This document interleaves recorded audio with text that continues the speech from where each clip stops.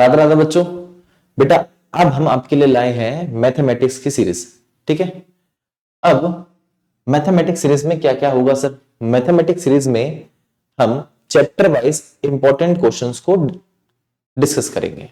ठीक है बेटा, अब चैप्टर वाइज इंपॉर्टेंट क्वेश्चंस में क्या क्या कवर होगा? पीवाईक्यूज कवर होंगे।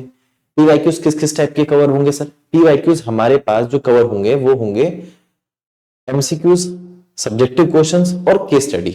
ठीक है बेटा, और इसके साथ साथ मैं उन क्वेश्चंस को भी डिस्कस करूंगा जिनके आने की प्रोबेबिलिटी एग्जाम में ज्यादा होती है।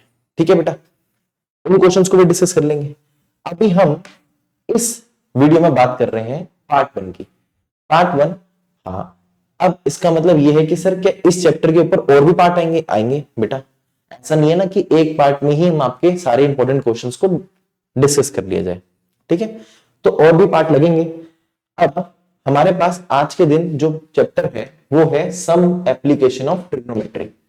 सम एप्लीकेशन ऑफ ट्रिग्नोमेट्री अगर किसी बच्चे ने नहीं भी पढ़ा है तो वो भी इसको समझ सकता है। ठीक है, आसान नहीं थी, आसान चैप्टर बेटा आपका ये। समझने वाली बात है, समझो इस चैप्टर में क्या क्या होंगी हमारे पास। मान लो ये आपके पास कोई बेस लाइन है। ठीक है बेटा, ये आपके पास क्या है? कोई बेस लाइन है।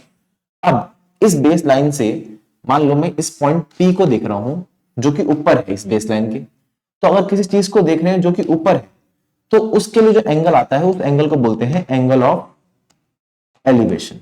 ठीक है, एंगल ऑफ एलिवेशन। क्या बात क्लियर है? अब इस लाइन को बोला जाता है line of site. Line of site, site का मतलब देखना। तो हम जो देख रहे हैं इस पॉइंट P को वो इस लाइन के अलोंग देख रहे हैं। ठीक है, नेक्स्ट देखो, ऐसे हमारे पास मान लो ये बेस लाइन है। ठीक है, और यहां पर कोई एक पॉइंट है जो P है जिसको देखा जा रहा है। अब इस पॉइंट P को जो हम देख रहे हैं बेटा, ये पॉइंट P जो है इस बेस लाइन, ये बेस लाइन आपकी। ठीक है, बेस लाइन का मतलब इसकी रिस्पेक्ट में एंगल देखा जाएगा। मेरे लिए बेस लाइन ये है बेटा। अगर मैं नीचे देख रहा हूं तो ये एंगल ऑफ डिप्रेशन कहलाएगा, ऊपर देख रहे हैं तो एंगल ऑफ एलिवेशन कहलाएगा। अब ये बेस लाइन है, नीचे है, तो यहां जो एंगल बनेगा आपका थीटा, उस एंगल को बोलेंगे एंगल ऑफ डिप्रेशन। ठीक है बेटा, एंगल ऑफ डिप्रेशन। तो इस तरीके से बेटा आपके ये क्या है? Chapter concept. बस चैप्टर में यही दो बातें थी कि angle of elevation, angle of depression, और कुछ नहीं है चैप्टर में कंसेप्ट के नाम पे। आगे बढ़ते हैं। ये हमारे पास पहला क्वेश्चन है। पहला क्वेश्चन क्या कह रहा है? देखो जरा, कह रहा है find the length of the, find the length of the shadow. ठीक है बेटा, find the length of the shadow. देखो जरा, find the length of the shadow on the ground of pole of height 18 metre. ये हमारे लिए important बात है कि जो पॉल की हाइट है वो है हमारे पास 18 मीटर। ठीक है, यहां पे ध्यान से देखो क्या कह रहा है, when an angle of elevation theta. हमारे पास एंगल ऑफ एलिवेशन कितना है? इस बार angle of elevation theta given है 20, 30 डिग्री, 45 डिग्री, ऐसे करके गिवन नहीं है। तो पहले तो हम क्या बना लेंगे, हम एक पोल बना लेते हैं। ठीक है, ऐसे करके एक पोल बना लिया अपन ने। इस पोल का नाम दो ए बी। इस पोल की कोई ना कोई तो शैडो बनेगी जो यहां पे बनेगी, ऐसे करके इसको नाम दे दो BC। BC हमारे पास शैडो है, शैडो की लेंथ है। ठीक है बेटा, अब इस पोल की हाइट हमें गिवन है 18 मीटर, तो लिख लेते हैं ये 18 मीटर है हमारे पास। और एंगल ऑफ एलिवेशन बन रहा है थीटा। तो एंगल ऑफ एलिवेशन थीटा ऐसे बनेगा बेटा, ए पॉइंट ऊपर है ना, ग्राउंड, ये तो हमारे पास BC ग्राउंड है। अब ग्राउंड से ऊपर देख रहे हैं तो हमारे पास बन गया एंगल ऑफ एलिवेशन। हमें निकालना क्या है? इसको मान लो x, ये हमारे को निकालना है। x क्या? हमें निकालनी है लेंथ ऑफ शैडो, जिसको हमने x मान लिया, जो कि ग्राउंड पे बनेगी, सीधी सी बात है। अब इस ट्रायंगल में अगर दिखें तो हमारे पास दो चीजों से लेने देना, एक x जो कि BC है और एक ये 18 सेंटीमीटर। ये 18 मीटर थीटा के सामने वाली साइड है और ये x थीटा के साथ वाली साइड है। सामने वाली साइड को परपेंडिकुलर बोला जाता है और साथ वाली साइड को बेस बोला जाता है। और परपेंडिकुलर और बेस एक ही ट्रिगोन आते हैं, वो है tan थीटा, और tan थीटा में गिवन भी है बेटा। tan थीटा में गिवन कितना है 6/7, लिख लो जो हमें गिवन है। tan थीटा को लाएंगे तो हम लाएंगे परपेंडिकुलर जो कि हमारे पास AB अपॉन में बेस जो कि हमारे पास BC is equal to 6/7। AB है 18, BC है X 6/7। ठीक है बेटा, हमें निकालना है X जो कि शेडो है। ठीक है, अब अगर मैं क्रॉस मल्टीप्लीकेशन करूं तो 6x इक्वल्स टू 18 इंटू 7 आ जाएगा। ठीक है बेटा, अब 18 इंटू 7 जो हमारे पास आया है, 18 इंटू 7 को सोल्व नहीं करना है आपको, आप पहले 6 को नीचे लेके जाओ। ठीक है, अगर 18 इंटू 7 सोल्व करोगे तो टाइम वेस्ट होगा आपका। ठीक है बेटा, 6 से 18 कैंसिल हो रहा है 3 पर, 3 इंटू 7 कितना आ गया 21। तो 21 मीटर हमारे पास क्या आ गई शेडो की लेंथ। इजी था, आगे बढ़ गए। नेक्स्ट देखो, नेक्स्ट कह रहे हैं find the ratio of the length of vertical road and length of its shadow. तो अगेन आपके पास एक रोड गिवन है या पोल गिवन है। अब ये पोल जो है हमारे पास, इसकी शेडो ये है, मान लो ये हमारे पास A B जो कि हमारे पास क्या है रोड, और B और C ये क्या है हमारे पास शेडो। अच्छा ठीक है, हमें गिवन क्या है कि जो लेंथ ऑफ रोड है और लेंथ ऑफ शेडो है उसकी रेशियो गिवन है बेटा। में रेशियो हमें गिवन है 1:3। लेंथ ऑफ रोड जो कि हमारे पास कितनी है AB, लेंथ ऑफ शेडो जो कि हमारे पास है BC, वो हमें गिवन है। मतलब AB और BC की जो रेशियो है वो हमें गिवन है 1:3। ठीक है बेटा, बोल रहा था ना length of road length of shadow जो कि हमें गिवन है 1:3। ठीक है बेटा, अब ये हमें गिवन है find the angle of elevation of the sun at that moment. हमें ये निकालना है एंगल ऑफ एलिवेशन, क्योंकि बेटा एंगल ऑफ एलिवेशन मतलब हम पोल के टॉप को देख रहे हैं जो कि हमारे पास A पॉइंट है। ठीक है, तो हमें थीटा निकालना है। इसमें थीटा निकालने के लिए करेंगे हम, ध्यान से देखो थीटा निकालना है। ये थीटा के हिसाब से हमें ये दो साइड जो गिवन है वो क्या है, एक है हमारे पास AB जो कि हमारे पास है परपेंडिकुलर थीटा के सामने वाली साइड, एक है BC जो कि हमारे पास है बेस। तो हमारे पास tan थीटा का हिसाब किताब बन रहा है। तो रफ में जाके एक बार tan थीटा लगा लो। tan थीटा हमारे पास क्या है, tan थीटा हमारे पास होगा AB अपॉन में BC। कोई दिक्कत, AB अपॉन में BC। अब AB अपॉन में BC की रेशियो तो ये रही जो कि 1/3 है, 1/√3 है। अब इसका मतलब tan थीटा हमारे पास आ गया 1/√3, 1/√3। अगर हमारे पास tan थीटा 1/√3 आ गया, तो अब मुझे आप बताओ tan थीटा 1/√3 कब होता है, बेसिकली किस एंगल पर होता है। तो वो हमारे पास होता है एट एन एंगल 30 डिग्री। तो 30 डिग्री पर हमारे पास जो tan होता है वो 1/√3 के बराबर होता है। ठीक है, तो यहां पर एंगल ऑफ एलिवेशन आ गया हमारे पास 30 डिग्री। आगे बढ़ते हैं, नेक्स्ट क्वेश्चन देखो क्या कह रहे हैं। कह रहा from a point on a bridge across a river the angle of depression of the banks on the opposite sides of the river. देखो बेटा ये पॉइंट ए है, पॉइंट ए से क्या देखा जा रहा है, from point on a bridge, ये ब्रिज है हमारे पास, ये क्या है हमारे पास ब्रिज। ठीक है बेटा, ये ब्रिज है और ब्रिज से हम देख रहे हैं दो पॉइंट्स को, मतलब ब्रिज पे एक पॉइंट है उधर से हम देख रहे हैं बैंक्स को देख रहे हैं। Angle of depression of the banks, banks का मतलब होता है किनारा। ठीक है, बैंक्स ऑन अपोजिट साइड, तो इसका मतलब यहां पे एक रिवर है, रिवर के इस साइड और इस साइड एक बैंक है, बैंक मतलब किनारा है।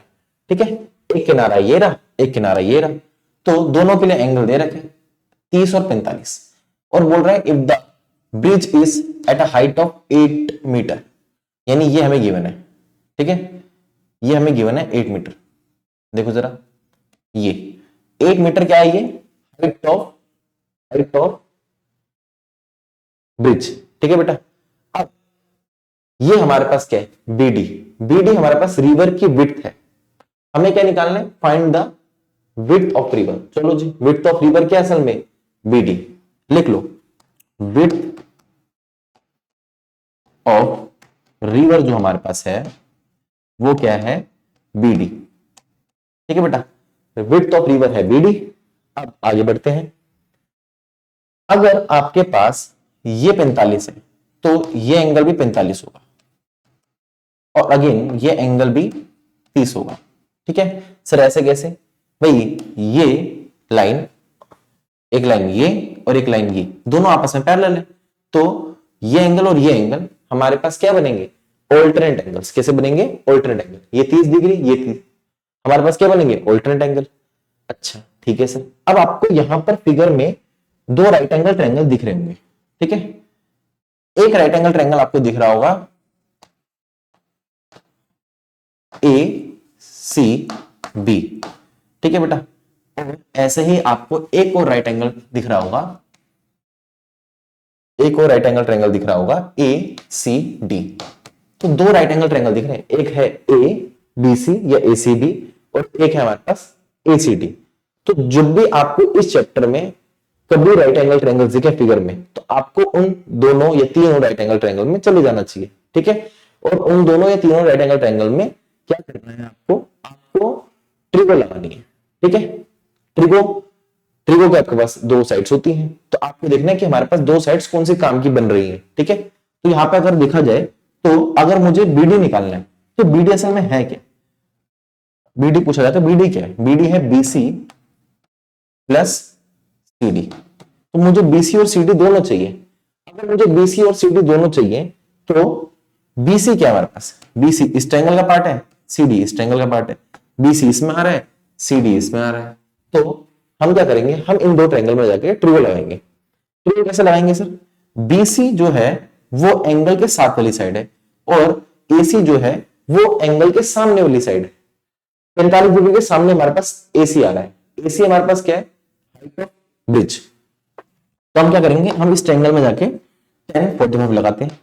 ठीक है, tan 45 क्या हमारे पास? एसी और अपॉन में है बीसी। ठीक है, एसी tan 45 होता है 1 और एसी अपॉन में बीसी आ गया। यहां से हमें देख के पता चल रहा है कि अगर बीसी को 1 के पास मल्टीप्लीकेशन में भेजेंगे तो बीसी बराबर आ जाएगा एसी, और हम जानते हैं कि एसी हमारे पास कितना है? 8 मीटर, तो बीसी भी 8 मीटर आ गया। कोई दिक्कत बेटा? ठीक है, बीसी में हमारे पास कितना आ गया? 8 मीटर। अब इस ट्रायंगल में आ जाओ, यहां पे लगाएंगे हम 30 डिग्री। अब एंगल जो है हमारे पास 30 डिग्री है, 30 डिग्री के सामने वाली साइड है परपेंडिकुलर जो कि है 8 मीटर, जिसको हम बोलेंगे एसी, और बेस हमारे पास है सीडी। 10√3 होता है हमारे पास 1/√3, और एसी हमारे पास है 8 और सीडी हमारे पास है, वो तो निकालना है। ठीक है, सीडी तो निकालना है। अब क्रॉस मल्टीप्लीकेशन करेंगे तो सीडी हमारे पास क्या आ जाएगा? 8√3 मीटर्स। ठीक है बेटा, अब मुझे निकालना क्या है? विड्थ ऑफ रिवर, जो कि हमारे पास क्या है? BC plus CD. तो बीडी हमारे पास कितना आ जाएगा? बीसी हमारे पास है, हमारे पास 8 और सीडी हमारे पास है 8√3।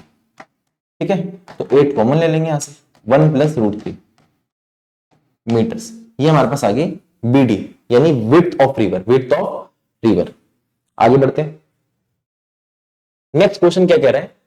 The shadow of a tower, the shadow of a tower standing on a level ground is found to be 40 metre longer. Important बात है बेटा, ध्यान रखना, बच्चे इसमें कंफ्यूज हो जाते हैं। अच्छा सवाल है, 40 मीटर लॉन्गर। देखो बेटा, ये 2020 में भी आया है। आपने देखा होगा कि इससे पहले के सवाल भी जो है वो कभी ना कभी किसी ना किसी ईयर में आए। ये सवाल 2024 में आया है, ठीक है, और ये सवाल 2020 में आया है, और इससे पहले वाला सवाल भी वो आया 2023 में। तो जो ये सारे के सारे क्या हैं? ये PYQ एग्जाम के, यानी इंपॉर्टेंट क्वेश्चंस हैं, इनके चांसेस ज्यादा रहते हैं एग्जाम में आने के लिए। ठीक है, अब आपको करना क्या है? अब यहां पे हमें गिवन है the shadow of a tower standing on a level ground. तो आप क्या करो? एक ग्राउंड ले लो, ग्राउंड के ऊपर टावर बना लो। ठीक है, अब यहां पर क्या कह रहा है? When the sun's altitude is 30 degree, then when it is 60 degree. कहने का मतलब क्या है? ये एक टर्म यूज कर रहा है, सन्स एल्टीट्यूड। सन एल्टीट्यूड का मतलब होता है जो एंगल सन हॉरिजॉन्टल के साथ बना रहा है, वर्टिकल के साथ नहीं, हॉरिजॉन्टल के साथ। इससे पहले तुम 6th चैप्टर में जब भी सवाल करते हो तो सन देखते हो और उसका ये एंगल देखा जाता है ऊपर वाला, नहीं, वो हमारा वर्टिकल के साथ बन रहा है, ये एंगल बन रहा है वर्टिकल के साथ, लेकिन हमें ये एंगल नहीं देखना। सन्स एल्टीट्यूड होता है सन का एंगल हॉरिजॉन्टल के साथ, यानी ये एंगल। ठीक है, अब ये बात क्लियर होगी। इसके बाद अगर मैं आपको कहूं, यहां पे सवाल में आप थोड़ा सा क्लियर होगा आपको, कह रहा था shadow of a tower standing on a level ground is found to be 40 metre longer. जो शेडो है ना वो 40 मीटर ज्यादा होगी। तब when the sun's altitude is 30 degree then it is 60 degree. तो हमारे पास दो एल्टीट्यूड है, 60 डिग्री और 30 डिग्री। तो कह रहा है जब सन का एल्टीट्यूड 60 डिग्री होगा तो कुछ ना कुछ तो हमारे पास शेडो की लेंथ होगी। ठीक है, तो मान लो यहां पे एंगल बन रहा है 60 डिग्री। ठीक है, इस पोल के जितना पास जाओगे एंगल बढ़ेगा, दूर रहोगे तो एंगल कम रहेगा। ठीक है, दूर रहोगे तो एंगल कम रहेगा, पास जाते समय एंगल बढ़ता है बेटा, क्योंकि आपको थोड़ी मुंडी ऊपर करनी पड़ती है ना अपनी देखने के लिए। इसी टिप को अगर आप देखोगे तो एंगल बढ़ाना पड़ेगा, बेसिकली आपको मुंडी ऊपर करनी पड़ेगी, ऐसे समझो आप। ठीक है, अब वो कह रहे हैं कि 40 मीटर लॉन्गर शेडो बनेगी जब एंगल होगा 30 डिग्री। ठीक है, then when it is 60 degree. जब ये 60 डिग्री था तो कुछ तो लेंथ होगी, मान लो वो है एक्स शेडो की लेंथ। लेकिन जब 30 डिग्री होगा तो 40 मीटर और जोड़ दो, वो ज्यादा और होगी। ठीक है, शेडो शेडो किसकी, पोल की शेडो कब यहां पे बन रही थी, अब यहां तक बन रही है। पहले बन रही थी, ये ए बी हमारे पास क्या है टावर, पहले सी पॉइंट तक बन रही थी हमारे पास शेडो। देखो जरा, पहले सी पॉइंट तक बन रही थी, फिर वो डी पॉइंट तक बनी। बी से लेके पहले सी पॉइंट तक बन रही थी जब एंगल 60 डिग्री था। अब 60 डिग्री का एंगल आपने हॉरिजॉन्टल के साथ क्यों लिया, क्योंकि उसने बोला था सन्स एल्टीट्यूड। सन्स एल्टीट्यूड का मतलब है सन का एंगल किसके साथ, हॉरिजॉन्टल के साथ। अब यहां पर आपको दो ट्रायंगल दिख रहे होंगे बड़े बड़े। एक ट्रायंगल दिख रहा है A B C right angle triangle, एक दिख रहा होगा A B D right angle triangle. दोनों राइट एंगल ट्रायंगल बजाएंगे और हमारा काम बन जाएगा। देखो जरा, हम बात कर रहे हैं इन ट्रायंगल एबीसी में और इन ट्रायंगल एबीडी में, दोनों ट्रायंगल्स में जाएंगे फिर वो लगा लेंगे। इस ट्रायंगल में जाएंगे एबीसी ट्रायंगल में, तो हमारे पास एंगल बन रहा है 60 डिग्री।